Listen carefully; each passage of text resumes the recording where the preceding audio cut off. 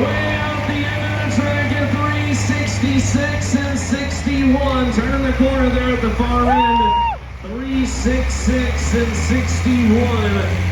At 20.1 miles an hour, using all he could get there. Cody Bullfont, new leader.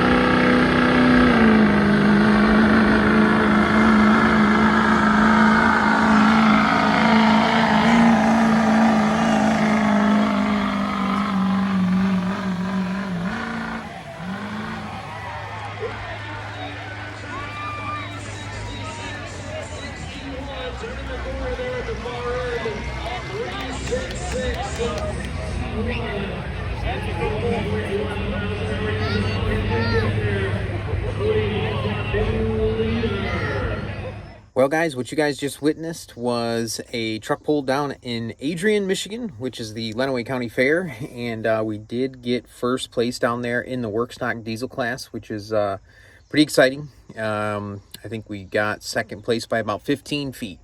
I'm not exactly entirely sure how we managed that, because I'm going to go over a few things. As you guys saw in that video, we had some struggles getting that turbo to spool up for whatever reason. I'm going to show you guys. So real quick, in the beginning of this video, you saw we put in a set of Warren Diesel high flow standpipes. That was not really the main mission, and quite frankly, I had 2 hours to do a quick job here, and so I had pulled my injectors out, if you guys have seen the last video, and we sent those off to Warren, and they built those injectors into 300cc 100% nozzle 7mm hybrids. And yeah, I had about 2 hours that day to get those installed with the high flow standpipes. And then we also did a 7-bar map sensor. We also did a 6.4 exhaust back pressure sensor. And lastly, we did the Warren Diesel IPR and ICP sensor, the high performance one that allows you to actually see what your ICP is and command above that 4300 or 4.7 volts. In conjunction with all of that, we got with Eric at Innovative, and he got us dialed in with the tuning. So at first, when we were having trouble spooling up the truck, I thought we were just dealing with a tuning issue, but upon further inspection, let me show you guys what we found. So real quick, guys, you can see that is our 6.4 exhaust back pressure sensor right there. And then we have our 7-bar map sensor coming down, going directly into our intake manifold. You're going to a different style pigtail. The normal 3-wire pigtail, very similar to like the ICP pigtail. And so we had to change the pigtail, put our sensor into the intake manifold. You can see here, there is the Warren Diesel ICP sensor that can read up to, I think it's like 7250 PSI of oil pressure, which is awesome. And then to keep the IPR from blowing up or blowing open, we do have the Warren Diesel IPR sitting back there. So like I was saying, guys, we had to rewire, or we had to change the pigtail for our map sensor. And there is, I read the diagram wrong, straight up. When we spooled this truck up on the line, it read 0 PSI boost. And that is because I had that sensor actually wired incorrectly. I had 2 of the wires switched. We have since resolved that, but I had read the diagram. It's a Rife sensor that I had gotten, a 7-bar Rife sensor, and I simply just wired it wrong, unfortunately. And so, yeah, I don't know how the truck did as good as it did. The other thing we noticed was this right here. If you guys can see that, that's a hole in our boost tube there.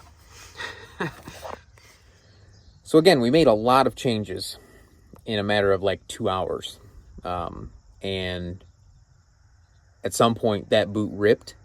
We did not have the sensor wired correctly, and somehow we were still managed to pull off the wind Somehow we still managed to pull off the win, 366 feet, and we put all 4 tires into a mud hole down at the end of the track. I have no idea how we managed that with the condition of the boot and the sensor wiring. Absolutely incredible. We're going to go ahead and fix that boot.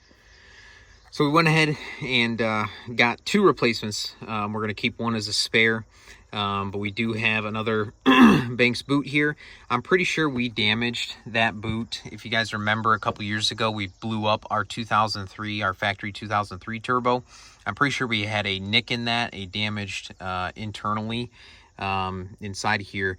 I think it just finally cut loose now that we have these bigger injectors, making probably a lot more boost than normal. So anyway, we've got a fresh one here, and we're going to go ahead and get this guy thrown on, and then we've got a truck pull coming up here in a couple of days. There we go, guys. New boot goofing. Here's the old boot. Get it to focus inside of there. You can see some cuts along that edge, and you can see the main cut here, which obviously is what actually failed. But pretty sure these cuts were there from when our stock 03 turbo let go down in St. Joseph County.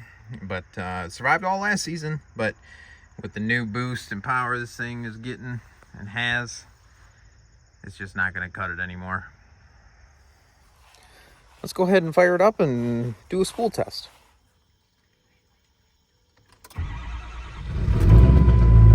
There she goes.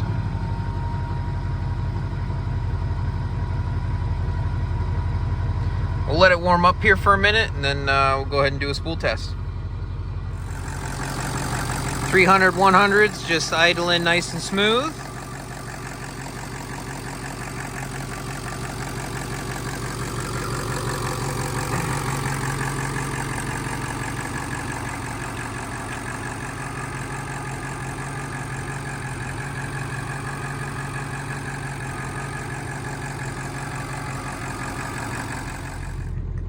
All right, guys, we got some heat in it. We're gonna go ahead and lock her into 4-wheel drive. Let's roll the truck forward. Make sure she locks in. This way we can hold the power back with the brake a little bit easier. I'm gonna put her in drive. We're gonna push down on the brake pedal, give her the gas. See, our boost pressure is just below our EGT there. And let's see how she spools up. She should spool right up. If you guys watched that video, it wouldn't want to spool and it just smoked like crazy. We shouldn't have that happen. So here we go. Let's see what she does.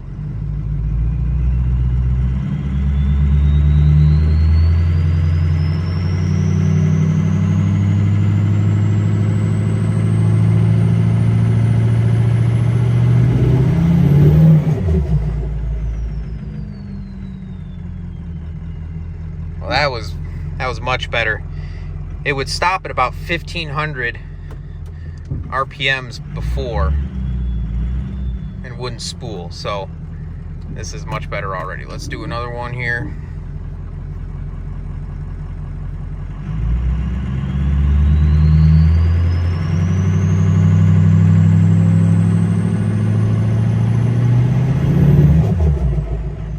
Oh yeah.